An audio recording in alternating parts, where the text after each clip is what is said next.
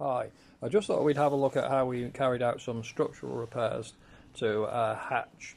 The techniques we'll look at might be useful for some other repairs to fiberglass that gets damaged over the years. This had broken because of a lot of stress along this edge, so a lot of damage here and sort of splitting through there. So we're going to just look at how this was repaired. So on these we've already carried out some repairs. So I started off on the inside, and what you need to do is you need to feather out the damaged area. So it might be an area like this one, where on this bit of damage you can see it's been chipped through and it's become very thin. So on the inside I first of all ground it back and beveled it so it sort of thins out towards the edge.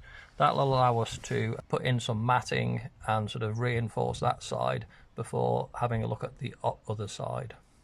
There's a couple of other small repairs which are the same thing. This is an outside where you can see the gel coat has been thinned back and it's got quite a large area to spread the matting over, increase the strength. Slightly worse ones where it's sort of gone right through because of the damage.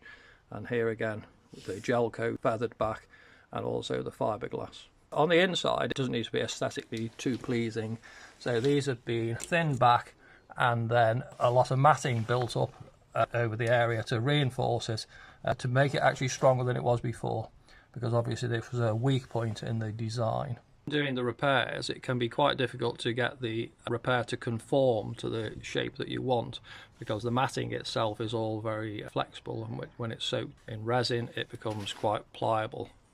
So it's quite useful to use something, and on these inside, because it's a difficult shape, I just used a piece of polystyrene which I've shaped. It's got a curved edge to match the inside, and I usually cover it in some sort of plastic which won't adhere to the adhesive in the matting.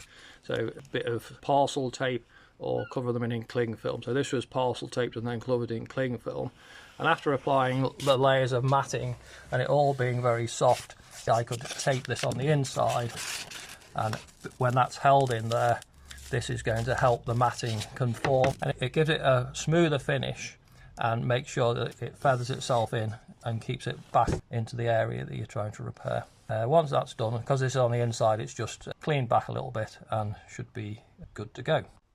Once the inside had been done, I'd look at the outside. So you can see on this the split had gone right through the fiberglass, and you can still see it visible on what was left of the outside. I've now thinned down the outside in a similar way to the inside, so it's all been taken back with a grinder and we've got it beveled in, and you can see the sort of split running across the middle, and it's sort of beveled back both ways and to this way. I'm using epoxy resin and woven matting, and I'll make up layers that I can use to feather them in. They'll be soaked and applied in layers to build up the areas to a flat surface. We'll have a look at how I managed to get them flat. So this is the prepared part we're going to do a repair on, and you can see it's tapered back. So we're going to build up a series of layers of matting and some epoxy with a filler in to give us a smooth surface. And then what we're going to do is, I like to be able to smooth it down, so I use a former like this. So this is just a piece of propylene which has been draped formed to the shape, and this can be taped over the top, and that will give us a smooth finish.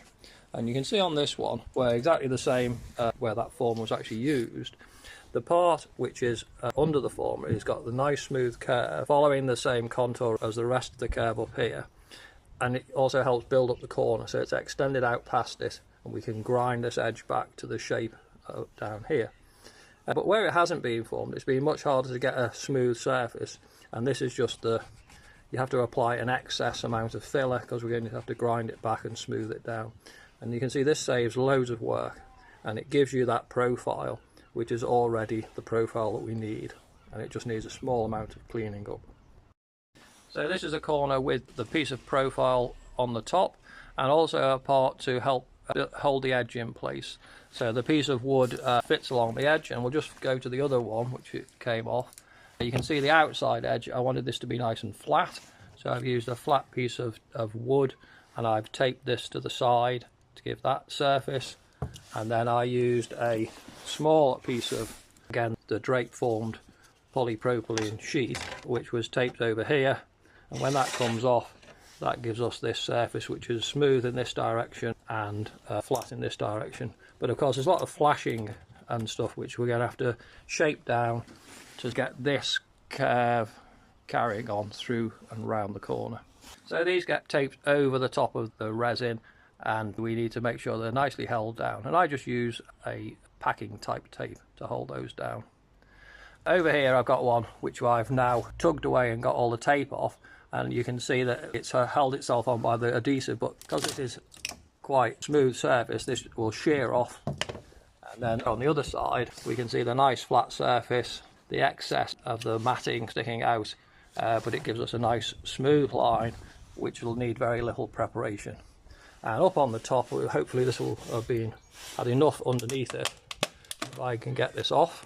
In this direction we've got the smooth surface following around and sort of feathering itself in onto the surfaces. Bit of excess squeeze out here that's going to need grinding off on the edges. And there again, like the flash line sort of standing up, which is going to need to be ground back to match this curvature on the edge anyway.